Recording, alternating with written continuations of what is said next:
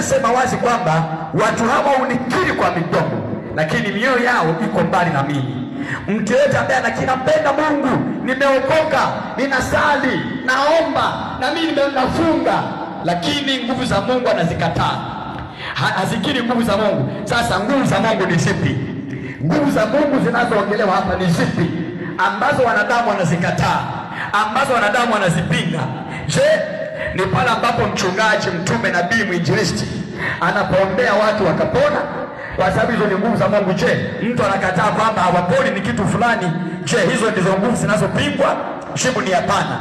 Hizo sio nguvu zinazopingwa, kwa sababu hiyo ni miujiza.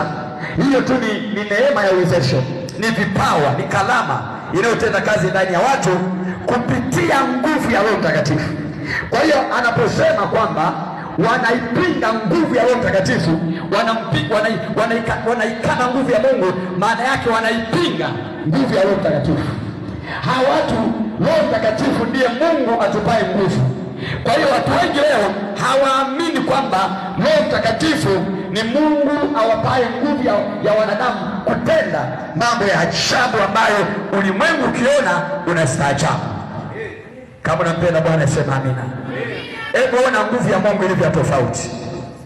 Wewe ukiwa na mashetani, ukiwa na majini, ukiwa na mapepo, ili atuona mganga wa kienyeji lazima walete ubani, lazima walete udi, lazima walete kitambaa cheusi, kitambaa chekundu, kitambaa cheupe, wakukalisha kwenye mkeka, waanze kupiga madogoli, wapige madogoli, alafu wachome udi sana, udi ufute mpaka wewe mwenyewe uanze kusikia unakalaika, uanze kufanya,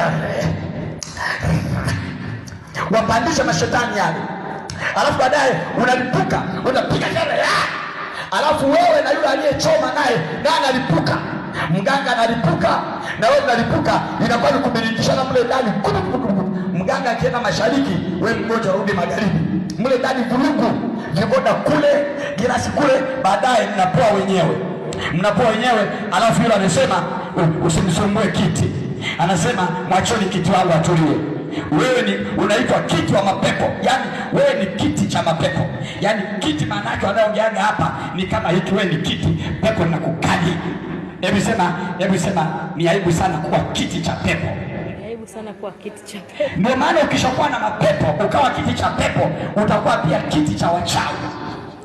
Wachawi wakishajua kwamba wewe ni kiti cha kukalia, na wao wanakuja wanakukalia, wanasema mbona huyu anakubali kukaliwa na mapepo ambayo hata nguruwe sio na akili walikataa kukaliwa na mapepo, wakakimbia kufa baharini.